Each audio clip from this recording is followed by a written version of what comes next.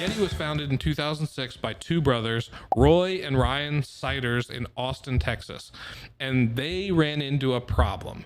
Their problem was that the coolers that they were using for their hunting and fishing trips weren't holding up to what they needed them to. And they just weren't keeping stuff cold long enough. Yeah. So they decided to make a cooler.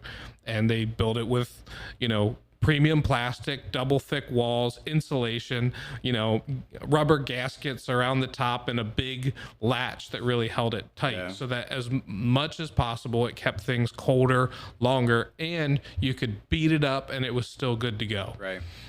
So this is 2006 when they had this idea.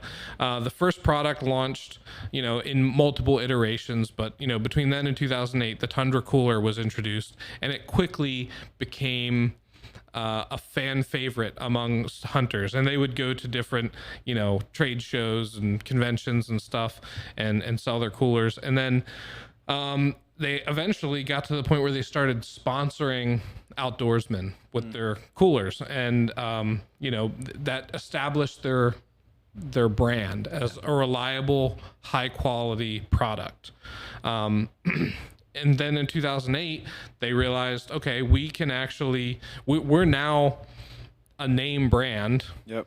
In the outdoor cooler enthusiast space. Sure. So but it's expensive. So they realized there was an opportunity for some other products. And so they introduced the Hopper, a soft-sided container. So this is an example of a brand establishing their niche. Yep. In we create really high quality coolers, owning that niche for 4 years. Yeah. Now that's fast, but that's a national company, so that's very fast. But for a local company, 4 years can be a very long time. You can make a lot of ground in that, and obviously you can nationally too, but it's a little more rare. So they introduced the Hopper, which is their soft-sided, and then 2 years later they came out with the Ramblers. Yep. And they essentially started to become like a status symbol and lifestyle brand, and really leaned into that. But by 10 years into the company, they were doing over $400 million in annual revenue. Wow. Close to 500 actually. And then in 2018 they went public, and then started really leaning into the lifestyle brand thing, coming out with chairs and blankets, dog bowls, they wine glasses, a bunch of, just really coming out with all these products because they have an established customer base. Yeah. And one of the things that they really did well is that you can customize them too. You can, because of all the different the cups were all metal, and they were oftentimes powder coated. You could laser engrave them and do these really cool designs, whether it's a brand or somebody's name for like a gift, or different scenarios. 2020, they actually got even bigger. They crushed it in 2020 because what was everybody doing? They were outdoors. They were socially distancing. They were having backyard parties or just hanging out in their backyard with their friends. The same way everybody all of a sudden got a new hardscaping in their backyard or whatever, because 2020 all of a sudden, hey, we're outdoors now, and people had to not be at their job, and they realized, oh, the world's a beautiful place. I like it out here.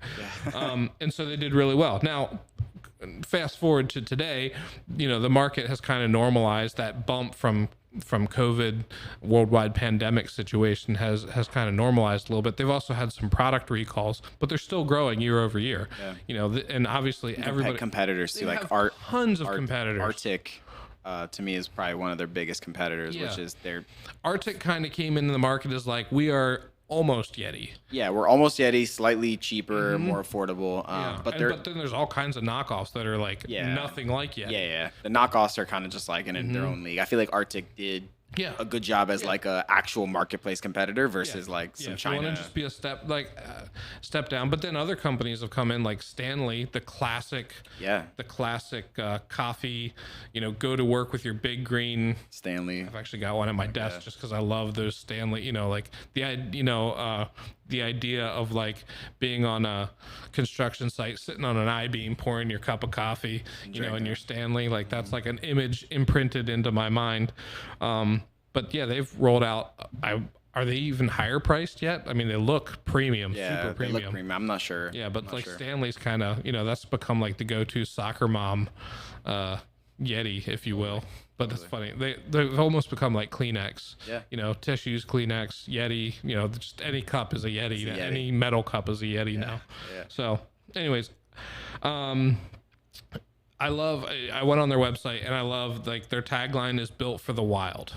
So that's like aspirational identity. Like if you own a Yeti, you are, you're out there. You're doing things. You're in the wild. Right. In 2006, we founded Yeti Coolers with a simple mission: build the hard coolers we'd use every day.